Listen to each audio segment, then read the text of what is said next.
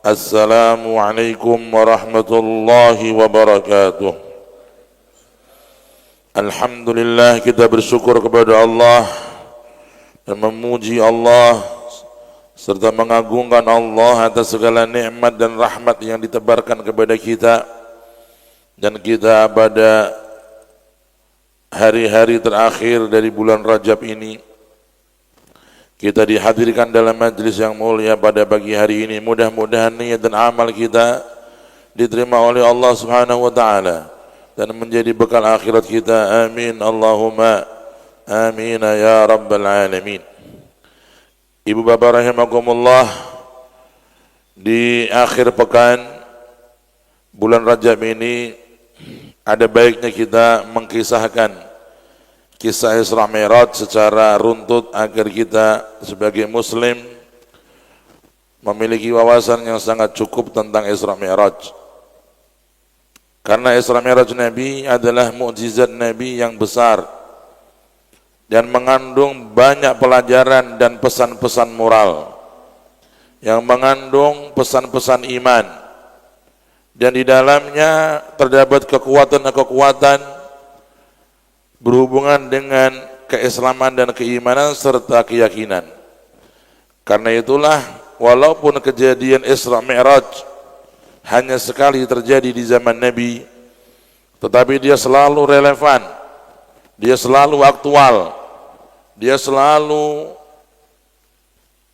hidup sepanjang zaman.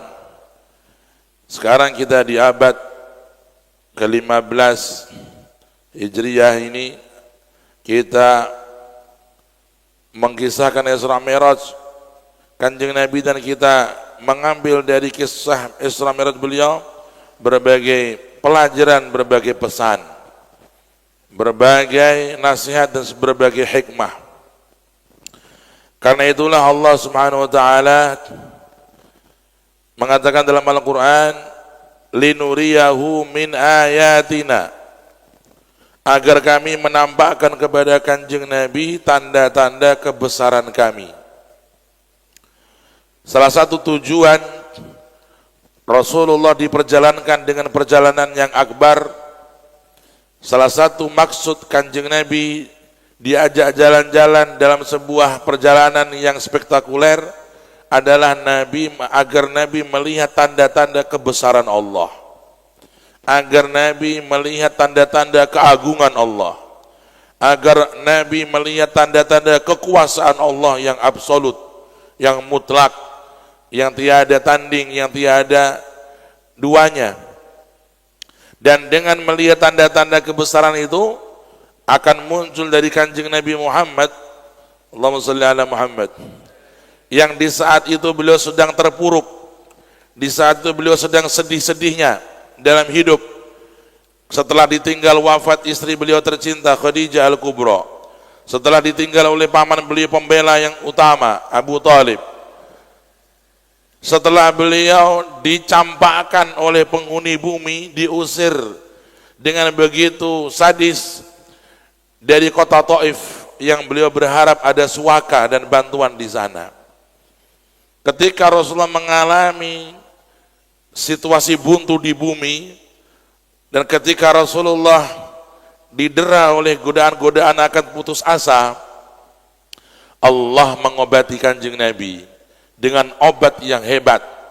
Beliau diajak jalan-jalan oleh malaikat Jibril ke langit 1, langit kedua, sampai langit ke-7, dan beliau bertemu dengan nabi-nabi yang sebelum beliau diutus oleh Allah, bertemu dengan Nabi Musa, bertemu dengan Nabi Isa, bertemu dengan Nabi Ibrahim, bertemu dengan Nabi Nuh, dan semua nabi-nabi.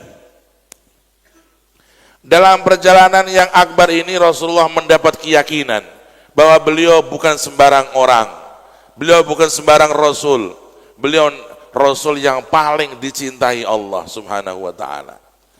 Maka konfidensi Rasulullah ketika beliau pulang dari hijrah, ketika pulang dari Isra Mi'raj, begitu besar kepercayaan diri Kanjeng Nabi setelah pulang dari perjalanan akbar Isra Mi'raj, begitu meningkat, begitu sempurna. Karena di dalam perjalanan Isra Mi'raj itu Rasulullah melihat dengan mata kepala, dengan sadar betapa dahsyat kekuatan Allah, betapa hebat kekuasaan Allah. Linuriyahu min ayatina innahu huwas sami'ul basir. Sesungguhnya Dia Allah Subhanahu wa taala Maha mengetahui dan Maha meneliti, Maha mengintai. Saudara, kejadian Isra Mi'raj adalah kejadian yang telah diriwayatkan secara aklamasi. Hampir 20 sahabat Nabi menceritakan kisah Isra Mi'raj Nabi, dan diriwayatkan dalam berbagai hadis yang sahih, dari mulai Sahih Muslim, Sahih Al-Bukhari, dan kitab-kitab lainnya, dengan sanad bersambung, dengan perawi-perawi yang terpercaya.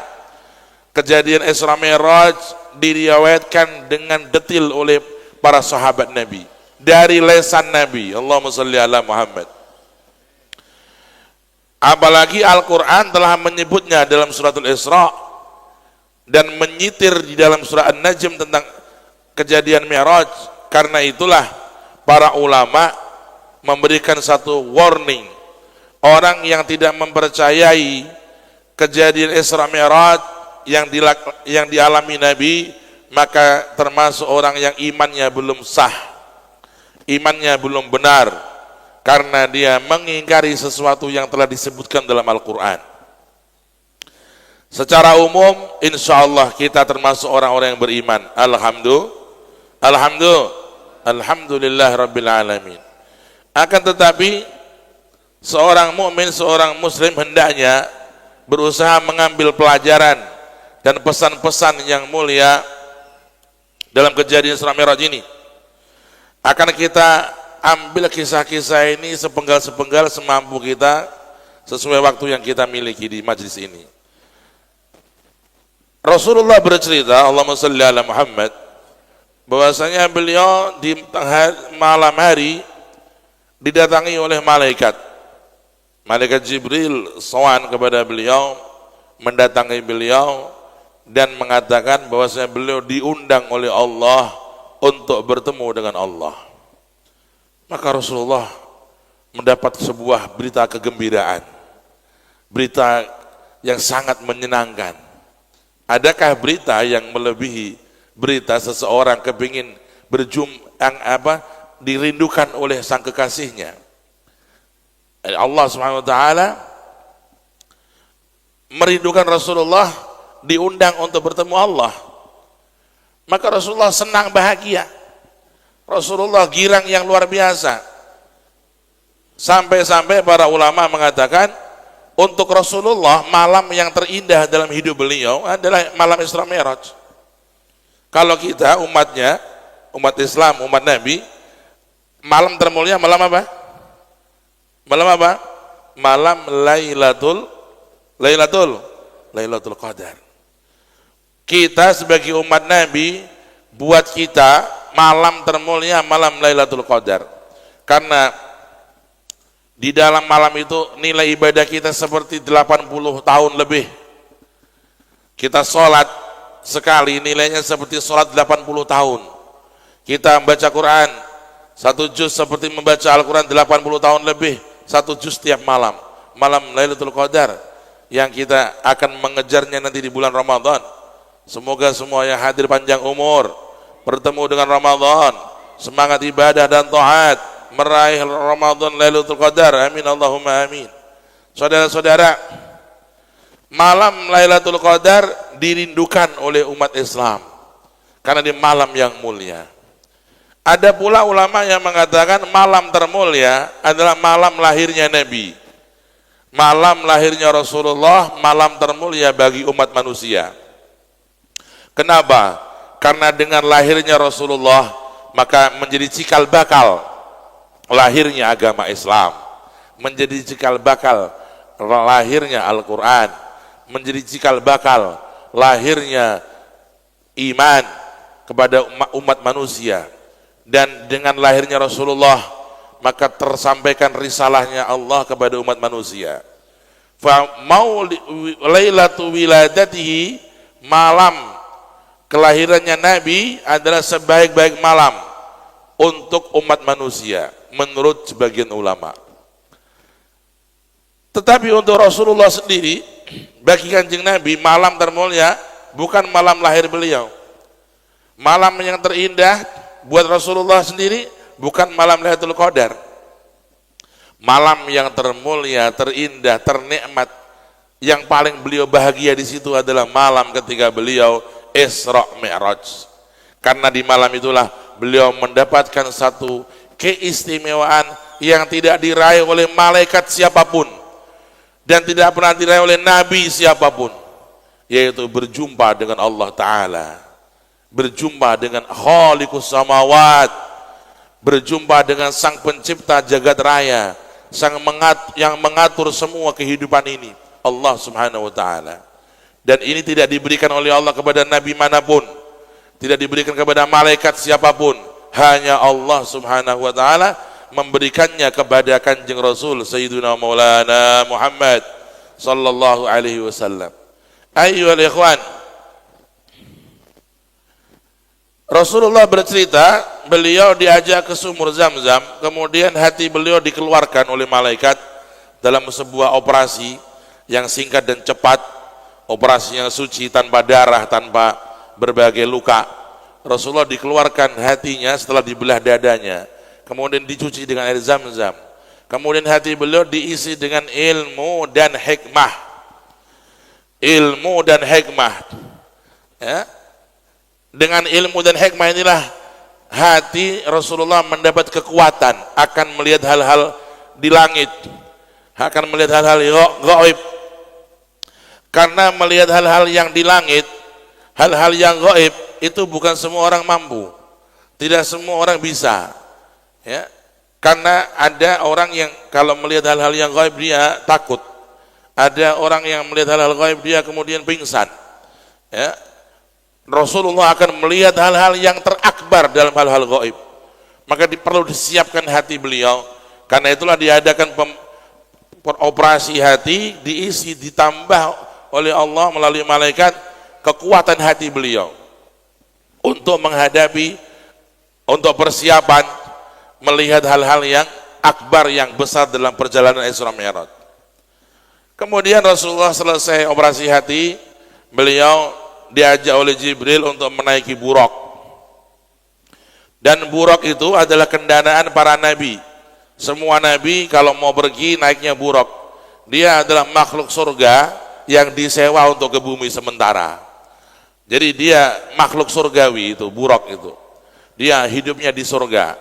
Tapi oleh Allah diturunkan tugasnya menjadi kendaraan para nabi ketika akan perjalanan kepada suatu tempat. Dalam riwayat dikatakan buraq itu memiliki kecepatan yang luar biasa. Satu kali lompatan dia bisa menembus sekian ribu mil, ya. Lompatannya sampai kepada ujung pandangnya. Lompatannya sampai pada ujung pandangnya. Jadi dia memandang sejauh apa, dia bisa melompat sampai ke sana. Kalau kita kan nggak bisa. Kita memandang sampai ke sekian ratus meter, tapi langkah kita hanya berapa meter. Tapi kalau buraq sekali langkah dia bisa mencapai ujung pandangnya dia. Rasulullah ketika akan naik buraq, ada satu kejadian yang diceritakan dalam hadis, buraq sedikit gerak, tidak tenang. Faqala lahu Jibril, malaikat Jibril berkata kepada buraq, "Hai buraq, tenanglah. Sesungguhnya yang akan menaiki kamu saat ini adalah sebaik-baik manusia, sebaik-baik nabi, sebaik-baik rasul." Allahumma shalli ala Muhammad. Ketika diberitahu oleh malaikat Jibril, maka sang buraq tiba-tiba dia diam dan tenang. Dan ini adalah suatu kemuliaan buat nabi, yang kemuliaan beliau dikenal oleh malaikat, dikenal oleh buraq, dikenal oleh jagat raya ini. Kemuliaan Rasulullah dikenal oleh alam semesta karena beliau dimuliakan oleh Allah, sang pencipta alam semesta. Rasulullah naik ke atas buraq, kemudian buraq melompat satu lompatan, dan Rasulullah tiba-tiba berada di sebuah bumi yang penuh dengan kerindangan, dengan pohon korma. Maka Rasulullah bertanya, wahai malaikat Jibril, ini tempat kok penuh dengan pohon-pohon korma, rindang, penuh dengan pohon-pohon. Tempat apa ini wahai malaikat Jibril? Kata malaikat Jibril, wahai Rasulullah, ini adalah kota Madinah. Nanti panjenengan akan diminta pindah ke kota ini. Waktu itu beliau masih di mana? Masih di mana? Masih di Mekah. Rasulullah masih di Mekah waktu itu. Beliau diajak oleh Burak satu lompatan sampai ke kota Madinah yang penuh dengan pepohonan dan rindang dengan pohon korma.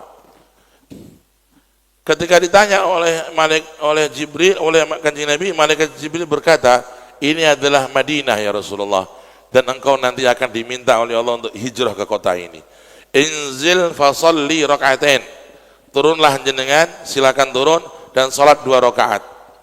Maka Rasulullah salat di tempat yang beliau ditunjuk untuk salat di situ oleh malaikat Jibril alaihi salam. Fasalla rakaatain.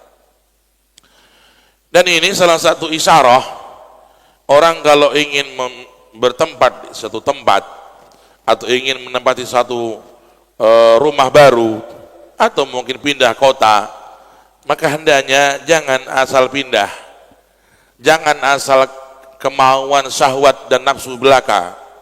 Hendaknya orang itu kalau pindah rumah atau pindah tempat, pertama dia menggunakan istikharah dulu, meminta petunjuk dari Allah agar dia mendapatkan kebaikan dan bukan mendapatkan penyesalan, tidak mendapatkan kegagalan. Ya, karena itu Nabi bersabda, Allahumma shalli ala Muhammad, ma khaba man istakhara wala nadima man istasyara. Tidak akan gagal orang yang beristikharah, minta petunjuk kepada Allah. Apa saja, mau bisnis, mau apa, kita istikharah. Mau musafir, mau pergi, istikharah. Mau beli sesuatu atau mau pindah rumah, istikharah. Minta petunjuk kepada Allah. Kenapa? Karena manusia itu sangat bodoh, tidak tahu apa yang akan terjadi besok hari. Manusia itu sangat bodoh, dia tidak tahu apa yang akan terjadi. Kalau dia meminta petunjuk Allah, akan ditunjukkan oleh Allah mana yang terbaik bagi dia untuk sekarang dan untuk waktu yang akan datang. Karena itu di antara doa istikharah, ya Allah, apabila hal ini baik untukku di waktu yang sekarang atau yang akan datang, maka mudahkan. Apabila ini baik dalam urusan dunia dan akhirat, mudahkan dan takdirkan. Tapi kalau tidak baik, maka jauhkan aku dari hal ini dan jauhkan dia dari aku. Ini penting saudara-saudara, agar kita di dalam hidup ini dijauhkan dari kegagalan. Maka seringlah istikharah. Kemudian yang kedua, seseorang kalau ingin bertempat suatu tempat atau pindah ke suatu kota, di samping istikharah, dia bisa mengambil isyarah dari ulama orang soleh. Ya, kalau dia tidak mampu istikharah, dia meminta isyarah, petunjuk dari orang-orang soleh, dari para ulama yang soleh, ulama yang bertakwa kepada Allah Ta'ala. Karena para ulama itu dititipi oleh Allah cahaya di hati mereka.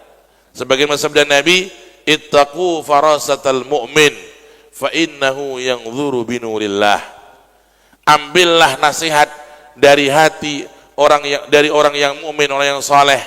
Hati-hati dari peringatan-peringatan orang-orang saleh yang beriman kepada Allah, karena mereka itu memandang dengan cahaya Allah di hati mereka, karena mereka biasa qiyamul lail, karena mereka senang berdua-duaan dengan Allah, mereka senang bermadu kasih dengan Allah di tengah malam, mereka dititipi rahasia Allah. Kalau kita mau berbuat sesuatu kadang-kadang dilarang, ojo, ya, iki soalnya engko ora apik kanggo awakmu.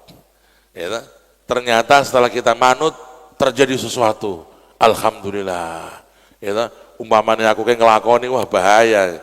Ya, syukur manut kiai, manut ulama.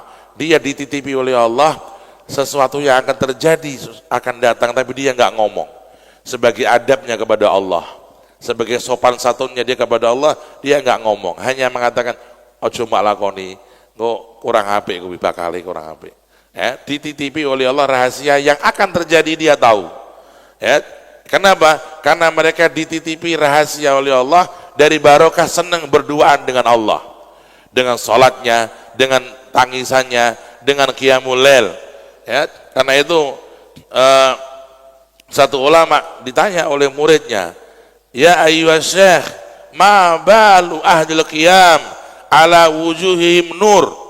Kenapa orang yang senang bangun malam, orang yang senang melayan malam ibadah, kenapa orang yang senang berduaan dengan Allah dalam zikir dan ibadah itu wajahnya penuh dengan aura cahaya? Faqala asy-syekh, "Na'am, li'annahum khalau birrahman fa'albasahum khil'atan min khila'ih fa'albasahum wa'atahum nuran min nurih." Iya benar, orang yang senang berduaan dengan Allah, orang yang senang tahajud berdua dengan Allah, orang yang asyik menangis berdua dengan Allah, orang yang sudah nikmat dia ibadah berdua di tengah malam bersama Allah, mereka itu senang menyepi bersama Allah, maka Allah pun senang menitipkan rahasia kepadanya, dan Allah dengan senang menitipkan cahaya kepadanya karena sudah disenangi oleh Allah subhanahu wa ta'ala. Ikhwani al-kiram, karena itu ya, ada baiknya orang kalau ingin pindah atau ingin bertempat satu tempat atau mau bisnis apa, dia bermusyawarah atau menunggu isyarah orang-orang yang saleh. Kemudian yang ketiga, apabila seseorang itu akan menempati satu tempat, maka sebaiknya dia paling tidak dia membaca bacaan-bacaan yang baik di rumah yang akan ditempati itu. Mungkin baca Al-Quran, mungkin dia di situ membaca sholawat, mungkin dia di situ mengamalkan amalan-amalan ibadah tertentu dengan sholat sunnah. Sebagaimana Kanjeng Nabi itu, beliau sebelum hijrah ke Madinah sudah diminta oleh malaikat Jibril untuk turun di kota Madinah dan sholat di kota Madinah sebelum pindah ke Madinah. Karena itu juga ada hadis Nabi agar kita itu jangan sampai nggak baca Quran di rumah kita. Rumah kita, Bapak Ibu, jangan kosong dari Al-Quran. Ya, kita baca di rumah kita Al-Quran, walaupun satu hari setengah halaman, satu halaman. Kalau bisa lebih dari itu tiga halaman, lebih dari itu satu juz, itu lebih afdal. Tapi minim kalau kita nggak bisa satu halaman, usahakan. Ya, dan ada perintah khusus Nabi untuk kita agar kita membaca surat Al-Baqarah di rumah kita. Qala an-nabiy sallallahu alaihi wasallam, "Iqra'u suratul Baqarah fi buyutikum fa innaha la tastati'uha al-batalah." Sesungguhnya kata Nabi, surat Al-Baqarah itu adalah penjagaan untuk kalian dari gangguan setan dan tentaranya, dan sesungguhnya Al-Baqarah itu tidak akan mampu diterjang atau dilawan oleh musuh-musuh Allah, dan sesungguhnya Al-Baqarah itu adalah penjagaan untuk kalian, maka bacalah surat Al-Baqarah di rumah-rumah kalian. Suratul Baqarah kita baca ya seminggu sekali, sebulan sekali kita baca di rumah tangga kita. Al-Baqarah ada perintah khusus dari Nabi ya, 2 juz setengah kurang lebih kita bisa selesaikan Al-Baqarah itu, dan kita baca ya. Sampai ada satu cerita di kota Madinah, saya dengar cerita ada satu keluarga, dia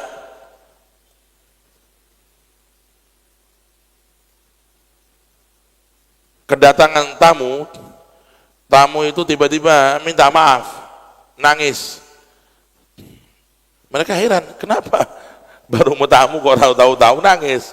Dia bilang, saya ini berdosa kepada kalian, saya banyak berbuat zalim kepada kalian. Duh, kenapa? Kita baru kenal kok. Ya, dia ngaku bahwa dia seorang, mohon maaf, dia seorang dukun, tukang santet. Dia mengaku didatangi oleh satu orang, yang orang itu ada benci kepada keluarga ini, dan dia berkata, "Mbah, jenengan kan katanya dukun yang paling top sak kota ini, ya. Sampai yang dukun yang paling hebat di kota ini, bukan di kota Madinah kejadiannya. Ceritanya di orang yang dicerita di Madinah, tapi yang kejadiannya di kota lain. Di kota lain kita nggak tahu di mana. Walhasil nih dukun nih berkata kepada keluarga ini, saya didatangi oleh satu orang yang siap membayar berapapun yang saya mau, asal saya bisa menyantet keluarga ini, saya bisa mengganggu keluarga ini. Maka saya berusaha untuk melaksanakan proyek ini. Saya kirim, tiap pengiriman gagal, setiap pengiriman langsung hancur lebur. Padahal di kota ini yang dikenal paling jaduk sebagai dukun adalah saya. Orang yang paling hebat ilmu perdukunan adalah saya. Maka saya heran, kok bisa rumah sehebat ini, kekuatannya, penjagaannya Allah kepada mereka. Maka saya taubat ke sini untuk menganggap salah, minta maaf kepada panjenengan. Keluarga tadi berkata, oh kami ini orang yang tidak merasa punya musuh. Ya, kami dengan siapapun baik-baik saja, nggak ada masalah. Ya, tapi kami punya amalan sudah kami istiqomahkan, Pak. Di rumah kami ini kami nggak pernah meninggalkan sebelum tidur, kami selalu membaca akhir Al-Baqarah. Surat Al-Baqarah intinya adalah 4 ayat. Ayat pertama ayatul kursi, yang kedua adalah 3 ayat terakhir di surat Al-Baqarah. Dari firman Allah, lillahi ma fis samawati wa ma fil ard wa in tudu ma fi anfusikum aw tukhfuhu yuhasibkum bihillah fayaghfiru liman yasha wa yu'adzibu man yasha wallahu ala kulli syai'in qadir. Amanar rasul sampai akhir ayat, fangsurna 'alal qaumil kafirin. Ini 3 ayat akhir Baqarah ditambah 1 lagi ayat kursi. Kalau orang membacanya 1 malam, maka dia orang yang paling aman hidupnya, orang yang paling tenang hidupnya, orang yang paling dijaga oleh Allah Ta'ala.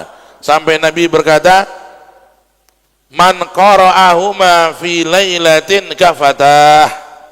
Barang siapa yang membaca akhir Baqarah 2 ayat, maka sudah cukup bagi dia, cukup bagi dia.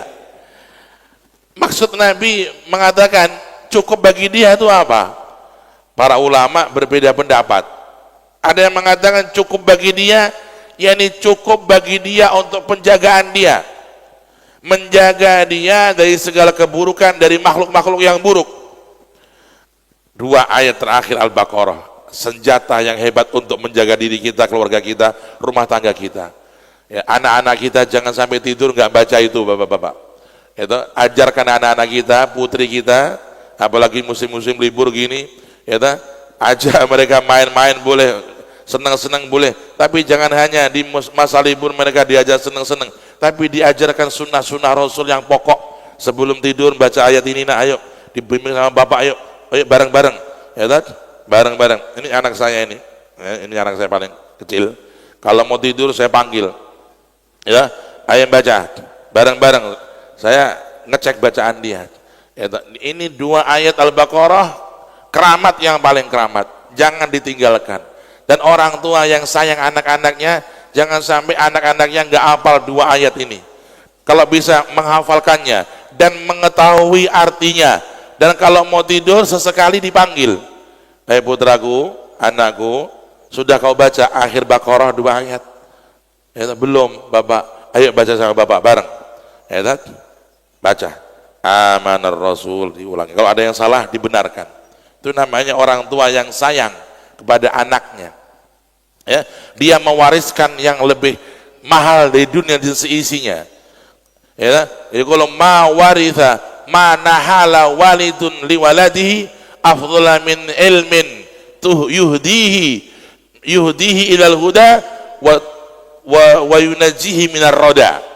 Tidak ada satu orang tua, bapak atau ibu, yang mewariskan kepada anaknya suatu warisan yang lebih mahal daripada ilmu, yang menyelamatkan dia dunia dan akhirat, yang menyelamatkan dia di dunia dan di akhirat. Paling mahal warisan. Kalau orang mewariskan kepada anaknya duit miliaran, akan habis dalam sekejap. Dia akan kehabisan hartanya, setelah itu dia akan kehilangan iman, kehilangan Islam, itu dalam bahaya yang besar. Ya. Boleh orang mewariskan harta kepada anak-anaknya secukupnya, tapi yang lebih penting mewariskan iman, mewariskan amal-amal soleh, diajarkan kepada anak-anaknya sunnah Rasul, penjagaan yang Allah berikan dari membaca ayat-ayat ini, wariskan kepada anak-anak, ajarkan kepada anak-anak, ya. Jangan sampai ada rumah tangga kita setelah hari ini nggak mengamalkan ini. Tiap mau tidur baca akhir Baqarah, anak-anak kita dicek, istri kita ajak membaca. Ini adalah penjagaan yang luar biasa. Nabi yang mengatakan, kurang apa kita? Kafatah, cukup. Yang ini sampean nggak baca wirid yang lain, nggak baca yang lain, ini cukup. Ya, kalau kita membacanya dengan istiqomah, dengan sungguh-sungguh kepada Allah, ya, istiqomah dan sungguh-sungguh kepada Allah, maka akan mencukupi segalanya. Saudara rahimakumullah, kemudian Rasulullah, kita lanjut lagi, setelah salat 2 rakaat di tanah Madinah, beliau naik buruk lagi, dan buruk melompat satu lompatan, dia tiba-tiba ada di satu tempat perbukitan. Rasulullah bertanya, wahai malaikat Jibril, ini tempat apa? Kata malaikat Jibril, wahai Rasulullah, ini adalah Turi Sina, tempat di mana Nabi Musa berdialog dengan Allah, mendengar suara Allah dan berdialog dengan Allah. Sebagaimana Allah berfirman, wa kallamallahu Musa taklima. Wa kallamallahu Musa taklima. Allah memberikan kemuliaan kepada Nabi Musa, bisa berdialog langsung dengan Allah. Yani manusia itu tidak ada yang bisa berdialog dengan Allah langsung kecuali malaikat Musa, kecuali Nabiullah Rasulullah Nabiullah Musa alaihi salam.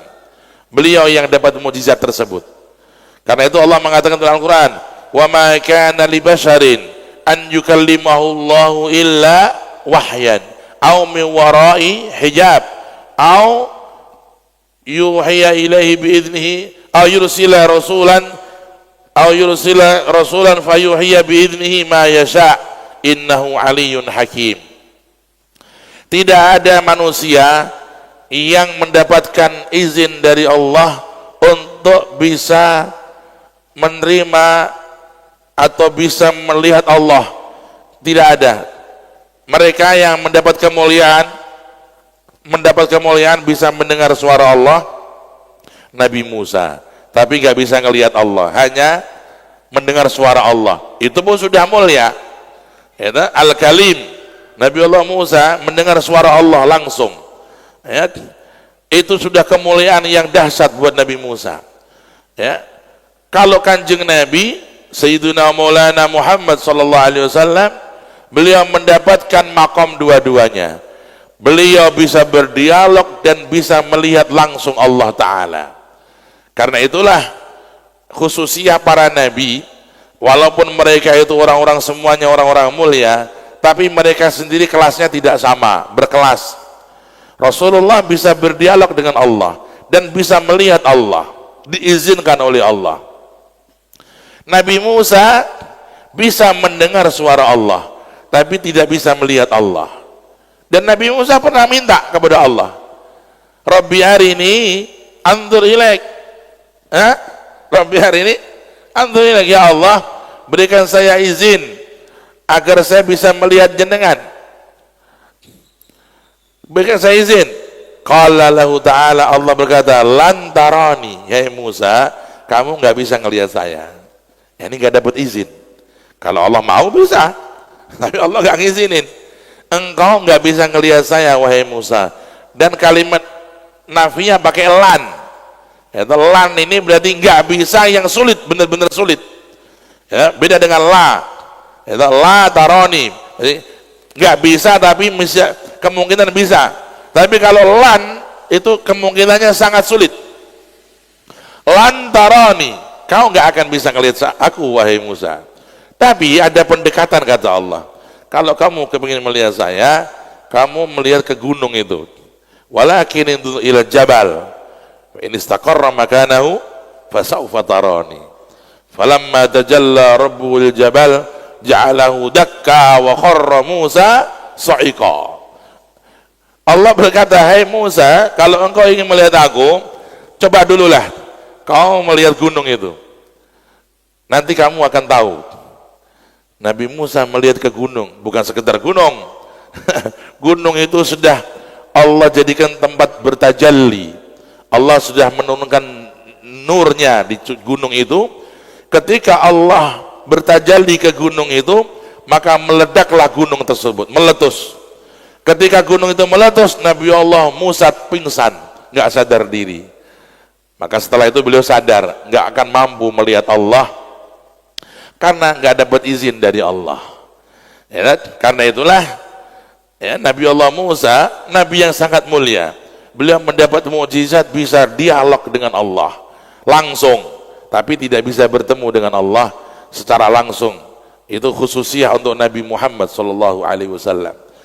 Rasulullah sampai diturisinya diminta turun oleh malaikat Jibril, wahai malaikat Jibril, wahai Nabi Muhammad, turun, silakan sholat 2 rakaat. Fasalla, beliau sholat 2 rakaat. Ya. Kemudian dari kejadian inilah para ulama mengambil satu pelajaran. Kalau kita itu ya bertemu dengan tempat-tempat sejarah yang mulia, tempat-tempat petilasan yang mulia, maka ada baiknya kita berkunjung ke situ, berdoa di situ. Sampai umpamane niku melampah saking Semarang badhe teng mriku teng Tuban. Teng Tuban napa teng Sarang. Maka jenengan niku ngelewati teng pinggir laut mriku niku jenenge Pasujudan. Pasujudan itu adalah setelah Rembang nanti ada Lasem, setelah Lasem kira-kira 5 kilo itu ada tempat namanya Pasujudan. Pasujudan, Pasujudan Sunan Bonang. Ya, ini pas wayah liburan toh sampean mampir. Ya toh. Anak-anakku yang baik, yuk kita melihat petilasan orang soleh. Pasujudan. Oh, Pasujudan. Pasujudan itu tempat Sunan Bonang, salah satu wali songo, mengajar, menggembleng santri di sana. Beliau bertempat tinggal puluhan tahun di Pasujudan, di Bonang itu. Ya, naik kira-kira ya mungkin ada 100 truk lebih sedikit. Ya, itu kita naik, di situ ada tempat ibadahnya Sunan Bonang, ada petilasan kaki Sunan Bonang. Ya, teng Bonang, teng Rembang. Mun nanti dereng dengan. Dereng. Walau mlaku mrono. Ya ta, neng bayar dhewe ya. Ya ta. Nah niku mlaku melihat sejarah para ulama, para wali. Itu ada bekas kaki Sunan Bonang di situ di Pasujudan Rembang itu. Seperti mirip seperti di Mekah ada bekas kaki Nabi Ibrahim alaihissalam yang disebut dengan Maqam Ibrahim. Ya, inna awwala baiti wudi'a lin-nasi lalladzi bi Bakkah mubarakan wa hudan lil alamin fihi ayatun bayyinatun maqamu Ibrahim. Di Mekah ada bekas kaki Nabi Ibrahim. Bisa kelihatan kalau kita tawaf, kita ngelewatin Maqam Ibrahim ada bekas kakinya. Wah, itu berkah. Ya, berkah. Di Pasujudan Bonang ada bekas kaki Sunan Bonang. Itu sejarah. Kalau kita melewati tempat itu, kita bisa melihat, kita berdoa di sana. Kita bisa mengenang sejarah dan perjuangan Sunan Bonang. Bagaimana ya beliau menyebarkan Islam, bagaimana beliau mengislamkan Jawa.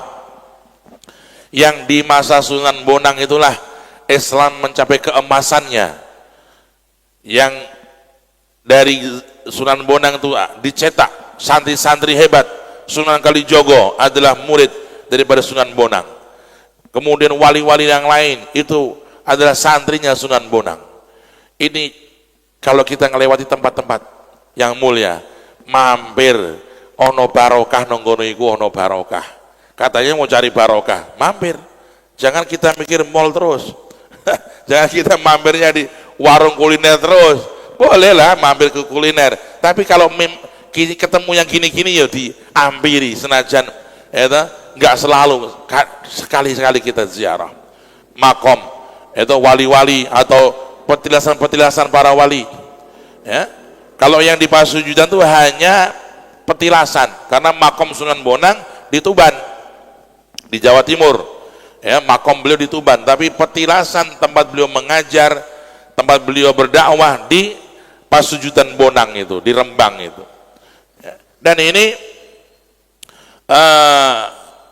berlaku untuk hal-hal yang lain. Ya, kalau kita ziarah ke satu kota, atau kita berkunjung ke satu kota, atau kita lagi healing ke satu tempat, di situ ada petilasan ulama, di situ ada mungkin perpustakaan ulama-ulama kuno, ada baiknya kita masuk sebentar. Ini Kanjeng Nabi diajak mampir ke Turisina. Kenapa? Karena Turisina tempat yang berkah, di mana Allah berdialog dengan Nabi Musa di situ langsung. Ya, dan Allah mengatakannya barokah. Kata Allah dalam Al-Quran, wa ma kunta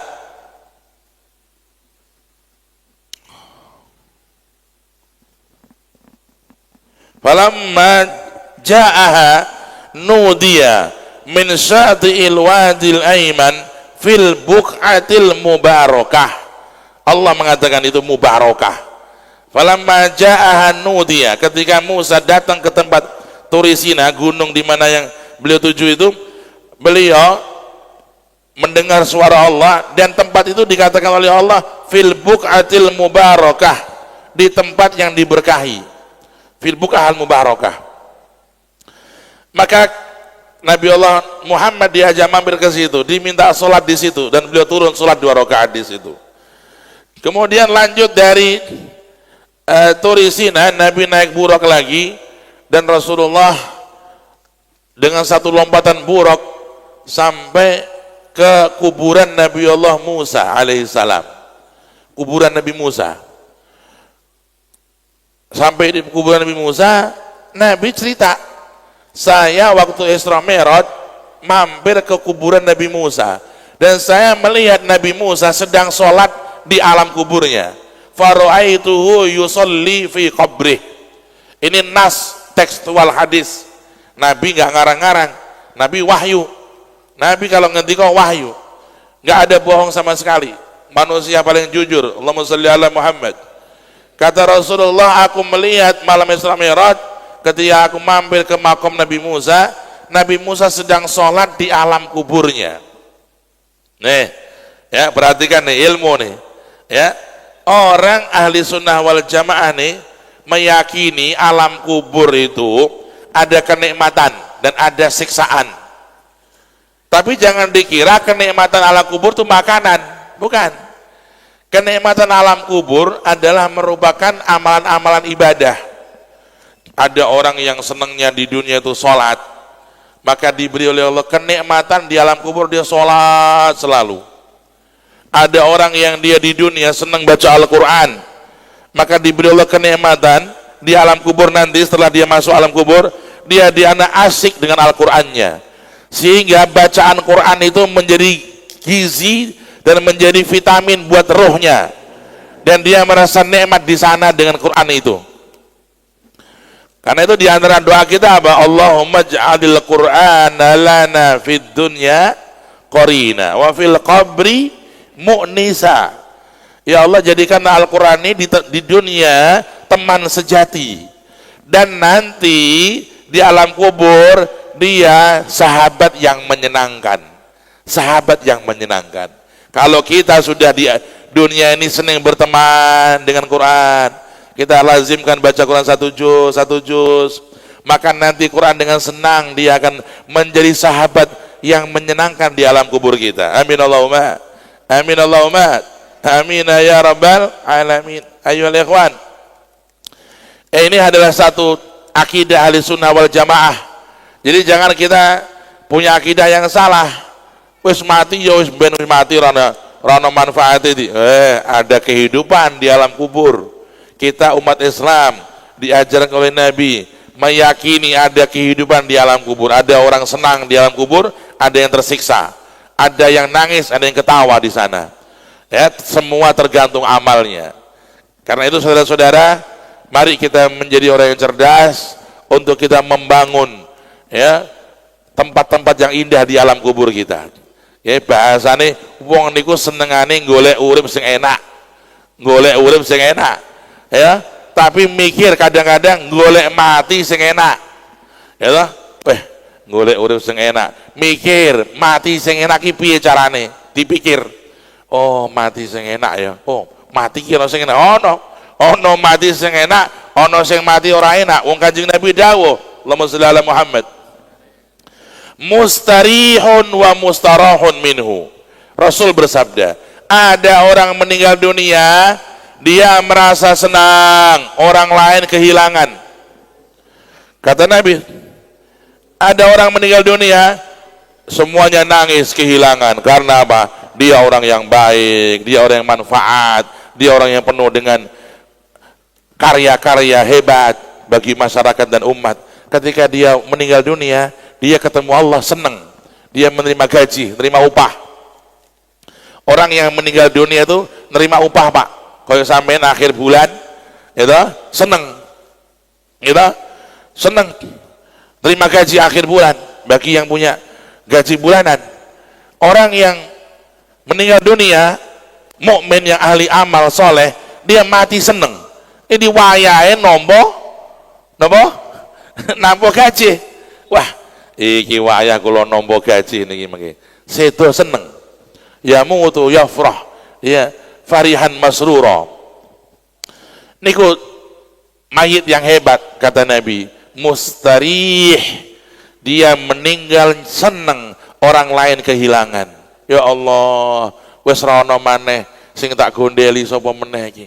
Ya Allah, wis ora ana maneh sing merhatike bocah-bocah yatim.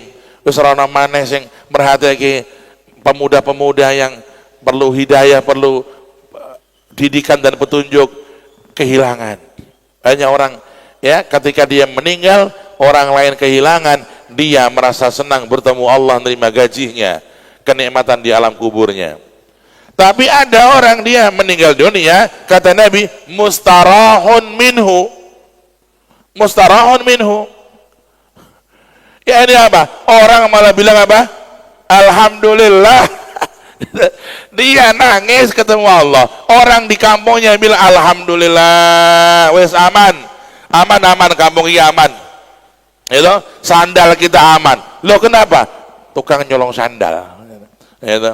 Wes aman kampung iki, aman. Lho kok aman? Wes ora ana pitik sing ilang. Penggiyane nyolong pitik. Karena itu di dalam kasus apa yang terjadi di California, Los Angeles, ya terbakar yang dahsyat sampai sekarang semakin membesar bahkan meluas. La ilaha illallah. Ada orang berkata, masa kita itu senang dengan musibah yang menimpa mereka? Ya. Ayyuhal ikhwan, apa yang terjadi di Los Angeles adalah suatu azab bagi mereka, orang-orang yang kafir kepada Allah dan congkak di muka bumi, ya, dijewer oleh Allah dengan jeweran yang besar sehingga mereka mendapatkan pelajaran. Maka orang muslim gimana sikapnya? Dia boleh senang dan dia boleh bersyukur kepada Allah. Kenapa? Karena dia sedang ditampakkan oleh Allah sifat Allah al-mutakabbir. Aku yang maha sombong, kata Allah. Maka jangan kau bersombong seperti aku, kata Allah. Ya, Allah berkata dalam hadisnya, al-kibriya'u ridai wal 'azamatu tithari faman nazani qasamtuh. Kesombongan pakaian kebesaranku, kata Allah. Siapa saja yang sombong, dia menandingi aku, akan kuhancurkan dia, kata Allah. Maka orang yang sombong di muka bumi dijewer oleh Allah. Ya, berapa ratus kali ya orang-orang kufar di sana itu menyombongkan dirinya dan berbuat aniayanya, berbuat kezoliman, membiarkan terbantainya berapa bayi di Palestina, terbantainya berapa masyarakat sipil yang enggak berdosa di Palestina, berapa ribu, bahkan berapa kerugian yang dialami oleh mereka. Mereka diam, mereka tidak komentar, bahkan menjelontorkan dana membantu untuk Israel. Oh, dibantu sama Amerika sekian triliun rupiah bahasa kita. Mereka tidak peduli teguran PBB, mereka enggak peduli teguran HAM, mereka enggak peduli omongan dunia. Sudah entek ngame bahasanya Jawa iki. Wis entek ngame. Allah turun tangan. Allah kasih jeweran. Ya. Allah berikan pelajaran. Inilah akibat orang-orang yang sombong. Allah sudah mengatakan dalam Al-Qur'an, wa makaru wa makarallah wa makaru wa makarallah wallahu khairul makirin. Lamar yang lain, fanzur kaifa kana akibatu makrihim anna dammarnahum wa qaumahum ajma'in fatilka buyutuhum khawiyatan bima zalamu inna fi dzalika laayatan liqaumin ya'lamun. Allah mengatakan, lihatlah nanti endingnya kaum-kaum yang sombong, kaum-kaum yang congkak di muka bumi, yang semena-mena, semau mereka, nggak peduli kemanusiaan, maka mereka akan dihancurkan oleh Allah. Dan kamu lihat nanti kampung-kampung mereka kosong, nggak ada penghuni. Lihat sekarang, bagaimana itu Los Angeles, yang dulu tiap malam berapa juta dosa di situ dibanggakan, saudara-saudara. Mereka bermaksiat sambil bangga. Nek wong nglakoni maksiat cek nangis, nglakoni maksiat cek duwe rasa dosa niku cek lumayan. Niki bermaksiat bangga tertawa. Bahkan mereka sudah memproklamirkan ini kota bukan, ini adalah kota yang anti Tuhan. Oh, hebat. Mereka dengan congkaknya begitu. Ketika Allah menjewer semacam ini, maka pantas. Ya, pantas. Dan Allah sedang menampakkan sifat sombongnya. Anal mutakabbir, aku yang maha sombong. Wa ana al-jabbar, aku yang maha perkasa. Ya, ini Allah sedang menampakkan sifat-sifat keperkasaannya, kesombongannya. Maka kita sebagai mukmin bertambah iman. Allahu Akbar, subhanallah. Engkau maha dahsyat ya Rabb, engkau maha kuasa ya Rabb. Kalau Allah sudah menurunkan azab, maka tidak ada kekuatan yang dapat menghadapi kemurkanya Allah Subhanahu wa taala. Ayyuhal ikhwanul kiram. Ya, karena itu di sana kan ada orang muslim juga. Ya, di sana ada orang muslim. Ya, Allah Subhanahu wa taala apabila mendatangkan azab, maka Allah tidak memandang bulu secara perinci. Innallaha idza asaba qauman bi'adzabin asabahum wa ammahum thumma yub'atsu 'ala niyyatihim. Apabila Allah mendatangkan azab atau musibah yang besar, maka Allah menghukumi secara umum. Umumnya di situ diberikan azab, maka kena semua. Nanti ketemu Allah, masing-masing membawa amalnya. Orang muslim andai kata ada yang menjadi korban di sana, dia muslim, dia jadi korban, dia meninggal dunia, umpama dia nanti ketemu Allah, ya Allah, saya meninggal karena satu kejadian di dunia, terbakarnya satu tempat, tapi saya muslim, saya mukmin. Maka untuk dia Allah jadikan dia masuk pada tingkatan mati syahid karena dia meninggal karena suatu musibah. Derajatnya mati syahid karena dia muslim mukmin.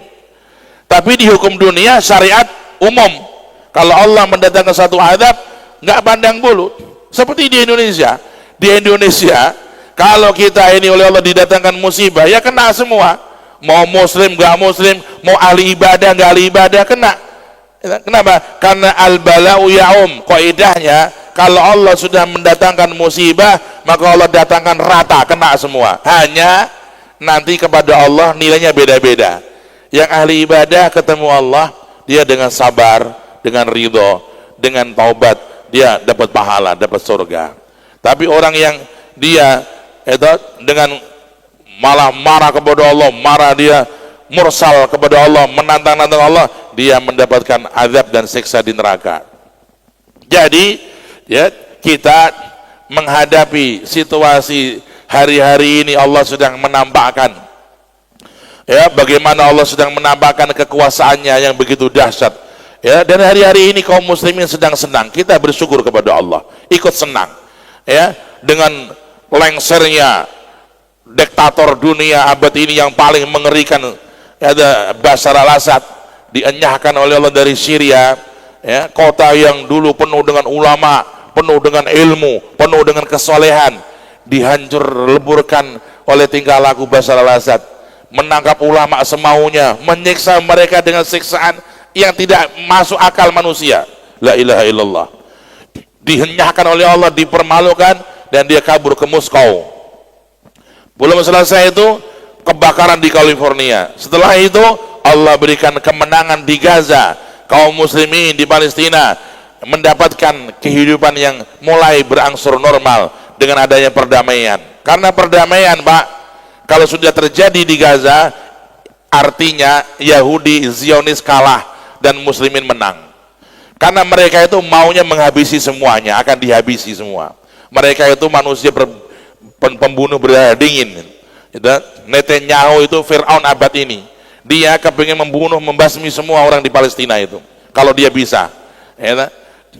Karena itu adanya perdamaian di Palestina kemenangan bagi kaum muslimin, kemenangan bagi saudara kita di sana. Nah, kita sebagai saudara ikut senang, alhamdulillah.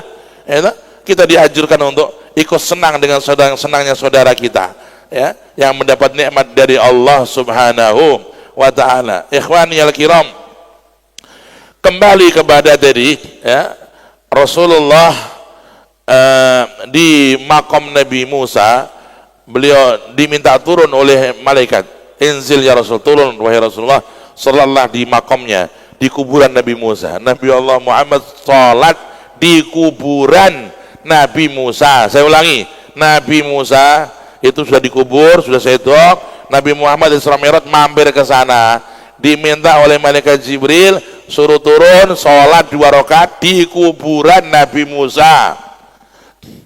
Nanti ada orang bilang, wah, Nabi Muhammad syirik tuh, sholat di kuburan, syirik. Ya, ada sekarang begitu, orang gampang-gampang, nek ono wong sholat nang kuburan dianggap syirik. Ya. Orang yang sholat di kuburan, itu langsung dicap syirik. Berdoa, tawasul dengan wali-wali, syirik. Ini orang-orang yang gampang mensyirikkan orang lain, mentakfir orang lain. Ya. Kalau nggak ikut mereka dianggap sesat. Nanti kalau beda sedikit masalah akidah udah dianggap dolalah, sesat. Na'udzubillah. Ya, sampean ojo nganti melu kelompok sing ngoten niku. Ya, sithik-sithik mbitah-mbitahke wong. Sithik-sithik ngafir-ngafir wong. Sithik-sithik koyok sales neraka wae. Ya to, kabeh wong dianggap neraka. Bid'ah dolalah finar. Ana wong apa ziarah ngene, bid'ah dolalah finar. Ana wong tahlilan, bid'ah dolalah finar. Ana kabeh dolal. Sampeyan kok ngecap wong kabeh dolalah, engko nang surga malah sepi ra ana wong. Sampeyan dhewean kok. Nah, nggih, jangan ikut kelompok-kelompok semacam itu. Mun ikut wali songo, ikut para habaib, ikut para kiai, para ulama, ikut Mbah Khalil Bangkalan, ikut Mbah Nawawi Banten, ikut Mbah Soleh Darat Semarang, ikut Mbah Kiai Hasyim Asy'ari, ikut para kiai kita, ulama kita. Selamat sampean. Amin Allahumma amin ya rabbal. Nabi Musa sudah sedo, Rasulullah diampirkan ke kuburan Nabi Musa. Malaikat Jibril berkata, ya Rasulullah, ini kuburan Nabi Musa, jenengan mandap sholat. Mulane wong niku kadang-kadang ziarah nang makame wali-wali. Wayah liburan ngeten iki nggih, diprogramke ono libur dina Ahad, Senin, Selasa. Iki Rebo libur. Rebo libur patang dina. Iki nek gak ono rencanane iki waktu terbuang-buang.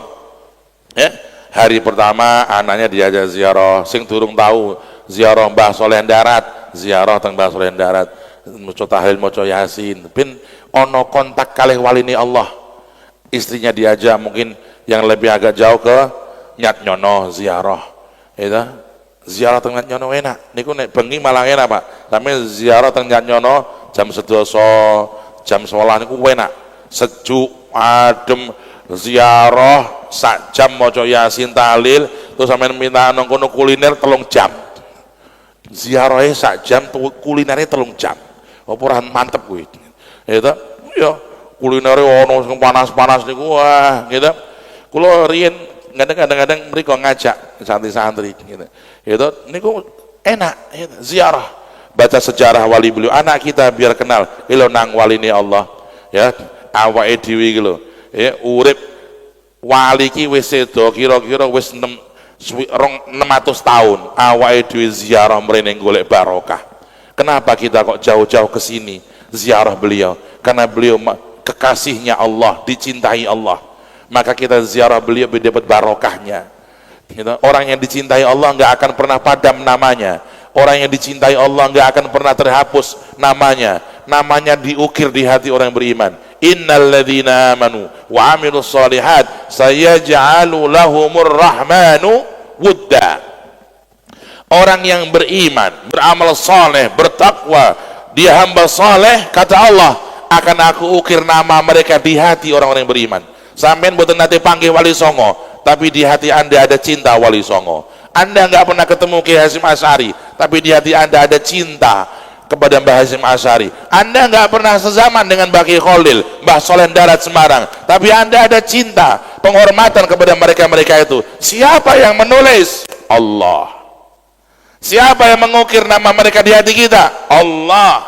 Karena Allah cinta mereka, maka Allah mengukir nama mereka di hati manusia. Manusia yang di hatinya diukir nama-nama walinya oleh Allah adalah manusia pilihan, saudara-saudara. Enggak semua orang cinta wali-wali Allah. Enggak semua orang punya kesempatan cinta wali-wali Allah. Dapat hidayah cinta wali-wali Allah. Jenengan yang ada cinta, berarti Anda dipilih oleh Allah. Alhamdulillah. Karena itu jangan kita jauh-jauh. Ya, kalau kita ada waktu libur semacam ini ziarah. Nanti di sana kita baca tahlil, kita salam, kita bisa berdoa. Itu jangan takut diarani ahli bid'ah, diarani ahli kuburan. Sampai niru Kanjeng Nabi. Kanjeng Nabi wae arep menyang nang Mekah mampir nang kuburan. Kuburannya Nabi Musa. Disuruh turun, disuruh sholat oleh malaikat Jibril. Nabi turun sholat 2 rakaat. Allahumma sholli ala Muhammad. Ya. Maka ini jadi contoh keteladanan. Terus ya wong ki nek ndelok kuburan kadang-kadang rada ngerim sithik. Ya toh? Terutama ibu-ibu nggih, garwa jenengan, anak wedok iki. Ya toh? Ben pikiran iki ora donya tok, ya toh? Ya ora ibu-ibu tok sing lanang saiki ya padha. Pokoke itu yang niku nek ndelok kuburan kadang-kadang sadar, oh ya Allah, bakal awake dhewe iki nang kene iki, ending kita kesini, wis lah ra usah kedunyan. Dunya sak cukupe disyukuri, ya ta saged manfaat sak isone, bakal awake dhewe nyusul bapak ibu teng alam kubur. Nggih ta? Dengan mun yakin apa dereng sedo? Yakin? Kok gak jawab yakin mboten? Yakin, nggih nak urutane gampang lah, jenengan riyen kula kentun mawon. Enggak apa-apa gitu. Itu utawa kula kentun jenengan riyen nggih monggo gitu. Itu sing penting kabeh husnul khotimah. Amin Allahumma amin ya rabbal. Lan wong itu ini kono ziarah kubur niku sedikit mengerim hubud dunia kita biar enggak terlalu. Keduniaan kita enggak terlalu, rodok mikir akhirat. Ziarah kubur, terutama kuburan para wali-wali ini Allah. Singkat cerita, Nabi dari kuburan Nabi Musa naik buruk, satu lompatan lagi beliau diajak sampai, wah ceritanya dawa niki, kalau singkat mawon. Nabi langsung sampai pada titik berikutnya, setelah sekian berapa langkah beliau sampai ke Masjidil Aqsa. Di Masjidil Aqsa, Nabi melihat satu keajaiban, semua Nabi di situ kumpul, mulai Nabi Adam, Nabi Nuh, Nabi Ibrahim, nabi-nabi yang lebih dahulu dari beliau, lebih hebat dari segi masa zamannya, lebih hebat dari segi gangguannya, lebih dahsyat. Nabi bertemu dengan para nabi semua di sana. Kanjeng Rasul berjumpa dengan ayah beliau Nabi Adam, ayah beliau Nabi Nuh, ayah beliau Nabi Ibrahim. Ya, kalau ayah manusia itu ada 3. Ayah manusia Nabi Allah Adam nomor 1, ayah manusia kedua Nabi Nuh. Nabi Nuh itu ayah manusia karena di zaman Nabi Nuh terjadi banjir, semua manusia mati semua, nggak ada yang hidup kecuali orang yang ikut perahu Nabi Nuh, yaitu 80 orang pasang-pasangan, berarti 40 pasang. Qala ta'ala thumma aghraqna ba'dul baqin thumma azlafna thammal akharin. Ya, kami tenggelamkan semua manusia, enggak ada yang tersisa kecuali yang ikut perahu Nabi Nuh, 80 orang itu yang menjadi cikal bakal manusia setelahnya yang di perahu Nabi Nuh itu. Karena itu Nabi Nuh itu dianggap bapak manusia yang kedua. Ya, jadi seperti pembaharuan yang kedua. Ketika zaman Nabi Nuh itu ada berapa manusia berjumlah begitu banyak, mati semua. Mati semua karena banjir yang dahsyat itu. Tersisa orang yang ikut Nabi Nuh, dan dari mereka ini kemudian beranak pinak menjadi manusia sampai sekarang ini sekitar 8 miliar di bumi ini. 8 miliar, wakeh, Masya Allah, itu 8 miliar penghuni bumi ini. Kemudian ada lagi Nabi sebagai ayahnya para Nabi. Siapa? Nabiullah Ibrahim alaihissalam. Beliau ayahnya para Nabi dan para Rasul. Semua Nabi, semua Rasul setelah Nabi Ibrahim bernasab kepada Nabi Ibrahim, baik dari Yahudi maupun dari Arab. Semuanya ada anak cucu Nabiullah Ibrahim alaihissalam. Saudara, ketika sampai di Masjidil Aqsa, malaikat Jibril ngajak sholat. Bahasa kita qomat, Allahu Akbar, Allahu Akbar, bahasa kita qomat. Sholat. Ketika selesai qomat, malaikat Jibril berkata kepada Nabi Adam, Nabi Adam, monggo jenengan ngimami. Mboten nah, kula mboten ngimami teng mriki. Mboten purun Nabi Adam. Nabi Nuh jenengan nabi sing dakwahe suwe, mulange tok 950 tahun. Jenengan mboten. Kula mboten wantun ngimami. Sedaya nabi dipurun disuwun dadi imam mboten wantun. Nabi Ibrahim enggak berani, Nabi Musa, Nabi. Akhirnya malaikat Jibril memegang tangan Rasulullah, tangan kanan beliau dipegang oleh malaikat Jibril, dituntun, kemudian diminta menjadi imam. Fasalla imaman wal anbiya'u wara'ahu fahuwa ar-ras li ahli imamati. Maka beliau salat mengimami semua nabi, semua rasul di belakang beliau. Allahumma shalli ala Muhammad, sallu ala Nabi Muhammad. Inilah bagaimana Allah membombong rasulnya Muhammad ini. Hei Muhammad, walaupun kau di bumi dicampakkan, kamu dilempari batu, kamu kehilangan segalanya, kamu orang yang mulia, engkau orang yang mulia. Lihat bagaimana para nabi semua menyambut dirimu dan mereka makmum di belakangmu, ya. Maka Rasul timbul konfidensi semakin tinggi, percayaan yang sangat hebat untuk terus melanjutkan dakwah, mengemban amanah di tengah-tengah umat, karena diberi oleh Allah kemuliaan menjadi imamnya para nabi, imamnya para rasul. Setelah selesai mengimami salat, Rasulullah diajak naik ke langit oleh malaikat Jibril. Dalam pendapat yang kuat, Buraq tidak ikut naik ke langit. Buraq hanya sampai di Masjidil Aqsa. Dari Mekah, Aqsa naik Buraq. Untuk ke langit, Nabi nggak naik Buraq. Rasulullah naik ke langit bersama malaikat Jibril, ya, namanya juga mukjizat, ya, tanpa alat bantu, tanpa apapun juga yang dimana Nabi menembus langit. Kita saja sekarang katanya zaman teknologi canggih, kita ini zaman yang sudah paling canggih dibanding zaman dahulu. Kita ini belum sampai ke langit pertama. Manusia modern sekarang belum sampai ke langit pertama. Katanya konon sampai ke bulan, itu pun masih ada yang nggak percaya. Ojo-ojo orang bulan giliane, gitu. Itu yang sampai ke sana yang ngomong, lah sing liyane kan gak nyekseke, tekan ndi kuwi, gitu. Ya, ilmuwan belakangan ini juga ada yang meragukan, ya, itu bukan dipastikan bulan, tapi mungkin planet yang lain. Dan andai kata itu bulan, dengan langit masih berapa juta mil, ya. Langit pertama manusia belum sampai ke sana di abad modern secanggih ini. Tapi Nabi tanpa alat bantu, tanpa alat apa saja, beliau sudah sampai ke langit pertama, sampai langit ketujuh. Allahumma sholli ala Muhammad. Mukjizat Isra Mi'raj begitu akbar. Karena itu banyak orang nggak percaya, ya. Di zaman Nabi Abu Jahal nggak percaya, ketawa, ngakak-ngakak dia. Kamu sampai ke langit, kamu ke Aqsa, wah edan tenan awakmu, gitu ya. Abu Jahal kono-kono itu. Ada orang yang genetik pemikirannya kayak Abu Jahal, sekarang ngomong gitu juga. Wah, saya nggak percaya, itu mana ada itu. Kok Muhammad ke langit itu gimana? Itu nggak masuk akal, dia bilang gitu. Ada, itu.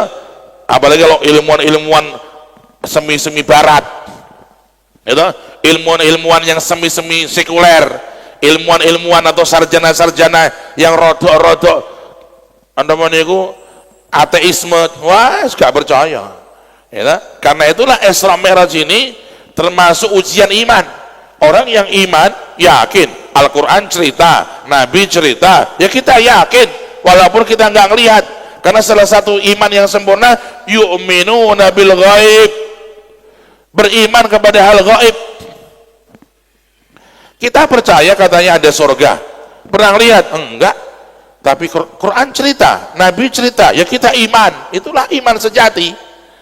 Diceritakan ada neraka, kita yakin ada neraka, kita takut neraka, kita berlindung, ya Allah jauhkan kami dari neraka. Berarti yakin nonton neraka, ya padahal nggak pernah lihat. Ya itulah iman, ya, Nabi cerita, Al-Quran cerita, itulah iman.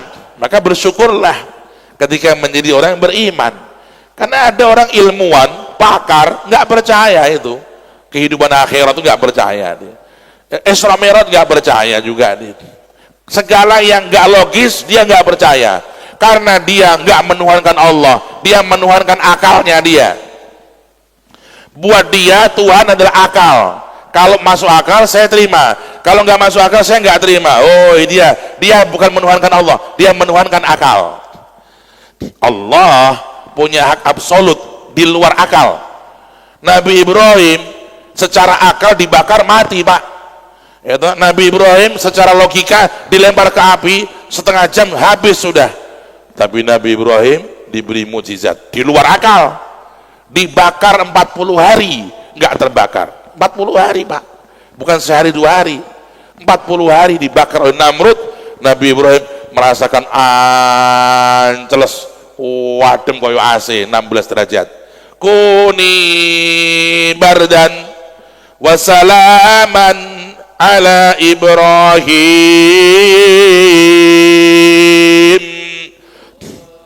Hai api, jadilah kau dingin, jadilah kau anceles untuk Ibrahim. Logika manusia, yo mati Ibrahim itu, dibakar.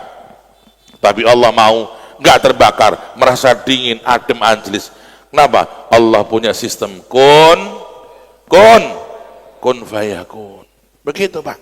Ini iman. Ya, Isra Mi'raj jangan dipakai akal untuk memahaminya, nggak sampai, Pak. Tapi hati, gitu. Ranahnya bukan ranah logika, ranah hati.